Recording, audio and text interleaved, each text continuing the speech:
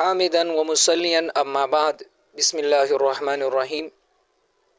زما معزز سامعین، یو ملګری رانه اسی پوښتنه وکړله چې دې متعلق یو ویډیو جوړه کا. هغه پوښتنه یقینا زموږ معاشره کې دا مسله ډیره زیاته چلیږي هم، نو په دې باندې هغه ستاسو خبرول دا ما لازمي وګڼل.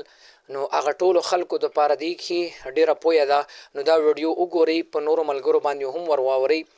هغه محترم هغه مسله دا ده، اگر چې دا د زنانو متعلق ده، د ښځو کې دا خبره مشهوره شوې ده چې د کمې ښځې خاوند مړ شي نو دغه ښځه به دا خاوند نه به یې ګوري، نه به وله ګوتې وړي، بس دې نه به پرده کوي.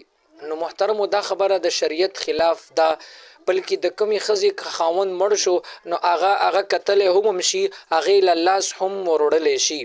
نو محترمو دا خبره اصل کې داسې ده، او دا چې چا مشوره کړې ده چې د کمې ښځې خاوند مړ شو نو لهذا دا به پرده کوي، ګوري به ورته نه، دا ډېره سخته ګناه ده، او دغه رنګې ګوتې به هم نه وروړي، دا ډېره سخته ګناه ده. نو محترمو نه، دا خبره دا ښځه اوس هم د دې سړي ښځه ده، 4 میاشتې 10 ورځې عدت دې باندې دی.